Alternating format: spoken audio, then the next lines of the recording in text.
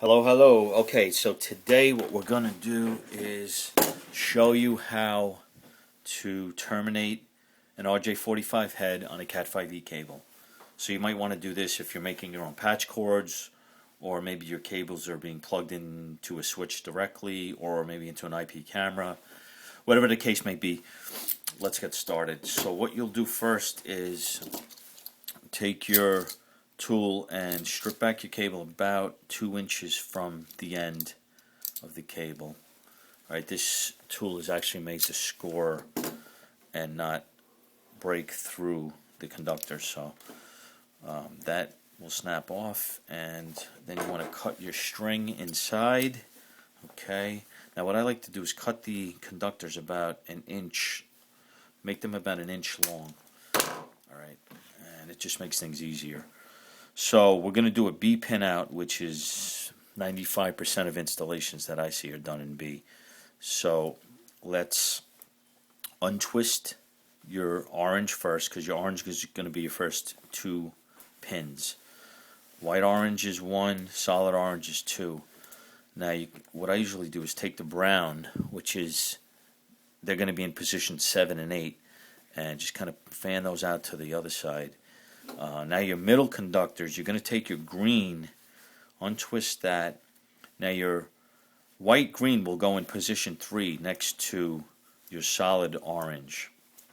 Okay, your solid green will go on the other side in position 6 next to your white brown. Now the blue will go in the middle, and it's going to be white blue first, and then solid blue first, and then white blue. And what I kind of do is roll these through my fingers so they straighten out for you, and they're just easier to handle. So now once you got all 8 conductors in their general area, you kind of want to work them and push them together so you get a nice straight configuration on them. And then once you have them like this, you just want to check your color code again and make sure you're in the right spot. So white orange, orange, white green, solid blue, solid green, white brown, and solid brown. So this is correct. So next thing you want to do is take your RJ45 head and line it up, and you want your cable jacket to go into the connector about a half an inch. And once you have that position there, I usually just measure with my finger. You can mark the cable with the marker also, and you get in that general area. And then what you want to do is take your tool, your cutting tool, and cut those cables nice and straight. That's it. So once you cut them nice and straight, now they're ready to insert into the connector. So take your RJ45, and you'll see inside it has dividers between each of the conductors. So if you have your cable generally straight, they should actually slide right into place. So you take your cable, slide it into place, and everything should line up. So once you've done it correctly, you should be able to see, I know it's hard to see in this video, but you should be able to see your pins right up against the end of the connector. And if you do see them there, you know you've done it correctly. You can also see the colors.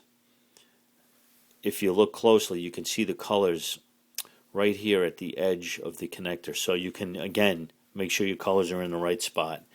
Once you see that they are, you take your crimper, and you have an 8-pin and a 6-pin connector. So this is an 8-pin connector. You just insert into the 8-pin side until it snaps into place, and once it's in place, you just press down as hard as you can, because it can only go so far anyway, and that's it. You're done. You can see that the insert inside here is pushed down on the cable jacket that holds it in place, that prevents it from falling apart. and it doesn't squeeze down hard enough to damage your cable. And then you can see all the conductors inside. They're in their spots, and that is a good crimp. You're ready to go. If you're doing a patch cable, you just do the same thing on the other side, and you're good to go. Okay, signing off for now. Thank you.